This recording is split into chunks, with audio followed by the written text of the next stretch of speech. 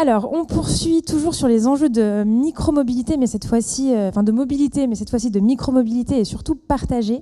Et je vais demander à Nicolas Gors, DG France de DOT, de me rejoindre sur scène. Et je vous invite à l'applaudir. Bonjour à tous. À l'applaudir, d'autant plus qu'il y a une petite actualité qui a été annoncée d'ailleurs ce matin de levée de fonds. Pour pouvoir justement accélérer sur tous ces sujets de mobilité, et notamment au travers du vélo électrique. Tu nous en parleras un petit peu après. Alors justement, on connaît, on va dire, globalement DOT. Qui connaît DOT ? Bon, c'est super. Pas mal. Vous connaissez effectivement, je pense, beaucoup les trottinettes. On va voir qu'il y a d'autres effectivement moyens qui se développent et sur lesquels vous investissez. Et je te laisse un petit peu partager les grands chiffres. Ça marche pas. En fait, le vélo et la trottinette font partie de notre quotidien à tous. Et nous, chez DOT, on veut le rendre accessible au plus grand nombre. On est un opérateur européen de micromobilité. Aujourd'hui, on opère dans 9 pays, 38 villes. En France, on a gagné les appels d'offres de Marseille, de Paris, de Lyon, et on est aussi présent à Bordeaux. Et donc, en effet, on a une actualité aujourd'hui. On a annoncé une levée de fonds qui va nous permettre de continuer notre croissance, notamment sur le vélo électrique.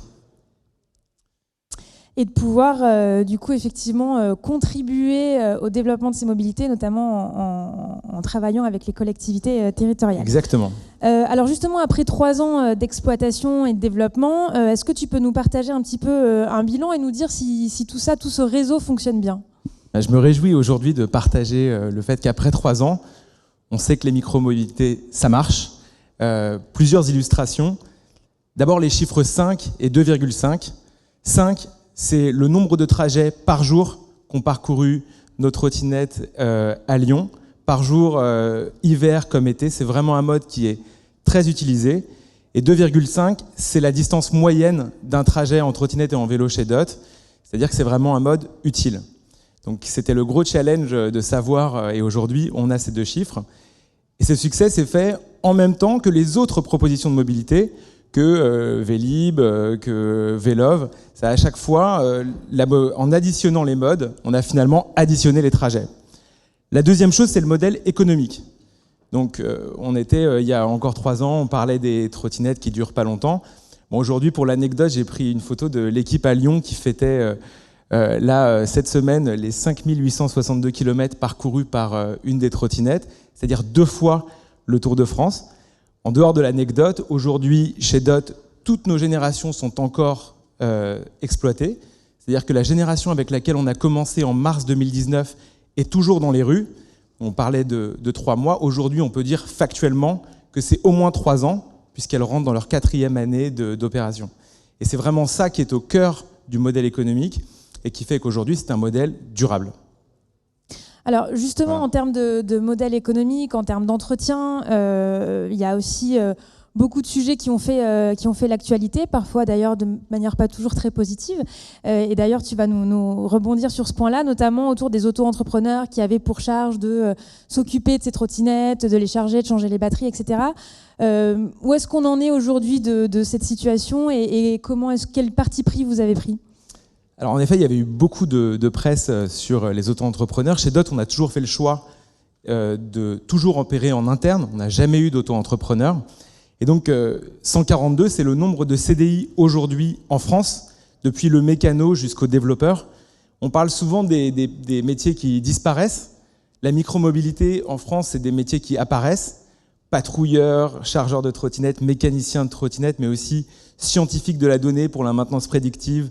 Et voilà, un grand panel de métiers. C'est des métiers durables, c'est des métiers non délocalisables puisqu'il s'agit vraiment d'opérer dans les villes et qui gagnent en technicité, même si la majeure partie de ces métiers sont non qualifiés. Donc c'est vraiment aussi une chance pour les collectivités d'avoir ces nouveaux métiers créés.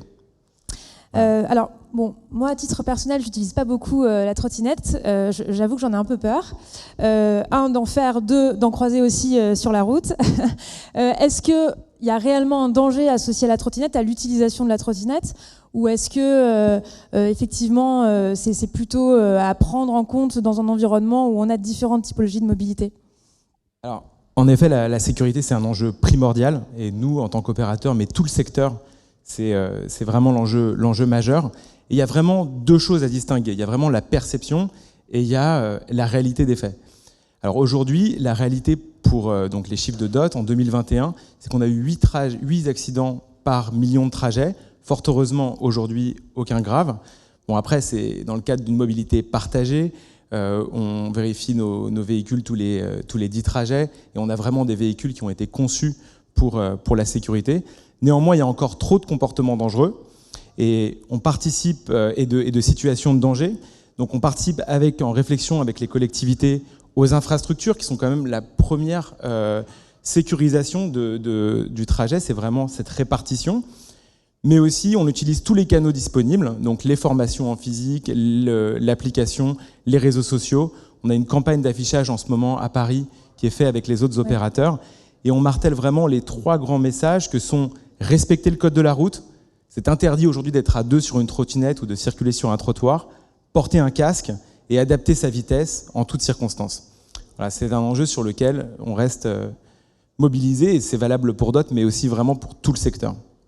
Une communication, en tout cas, je pense, qui est bien passée, puisque pour pratiquer Paris au quotidien, on voit une évolution entre il y a quelques mois et aujourd'hui, justement, sur tous ces comportements.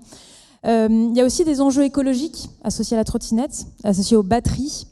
Là, pareil, comment est-ce que vous fonctionnez ? Bien sûr. Alors, justement, Vincent, dans l'introduction, parlait de la mobilité électrique. Et c'est vrai que les batteries, aujourd'hui, elles servent la mobilité pour se déplacer sans nuisance sonore et sans émission de CO2. Néanmoins, il est bien de rappeler que la micromobilité, aujourd'hui, un vélo et donc ces batteries, pour revenir aux batteries, évidemment, elles consomment des matières premières, comme toute production. Et donc, la clé, c'est vraiment comment on va utiliser cette production. Et aujourd'hui, les 6 kilos d'une batterie de trottinette ou de vélo, c'est 100 fois moins que les batteries qui vont être nécessaires à un autosoliste dans Paris qui se balade en Tesla. La charge utile et la manière dont va être utilisées ces matières est vraiment cruciale. Et le fait qu'on utilise peu de matière, peu d'espace, qu'on opère en électrique et que nos véhicules durent longtemps, nous permettent de dire aujourd'hui que oui, les micromobilités sont un mode écologique. Alors, est-ce que, après tout ce que tu viens de nous dire un petit peu sur les différents sujets, est-ce qu'on peut considérer que justement cette micromobilité qui passe entre autres par les trottinettes et maintenant par les vélos électriques, est-ce que c'est la solution, ou en tout cas une des solutions clés pour le développement des villes et pour la gestion des flux ? Alors, nous en sommes convaincus. Nous pensons aujourd'hui que c'est un mode utile, utilisé, qui s'inscrit dans la transition écologique des villes, qui se fait en complémentarité des transports en commun ou des systèmes avec station. Ce qu'on voit aujourd'hui, c'est qu'on est vraiment dans un changement de paradigme sur les mobilités. Les gens ne veulent plus subir leur mobilité, mais la choisir. Nous, on va ajouter du choix. On va permettre aux citoyens de chaque collectivité de profiter de cette mobilité qui est légère, plaisante et qui ne prend pas d'infrastructure.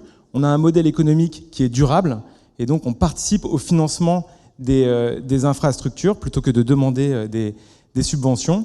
Et donc on croit sincèrement que la micromobilité va s'inscrire dans la transition des villes pour une ville plus apaisée, plus durable. Merci beaucoup Nicolas, et puis au plaisir de pouvoir se retrouver effectivement l'année prochaine et de faire un nouveau bilan de ce développement. Avec grand plaisir, merci beaucoup. Merci.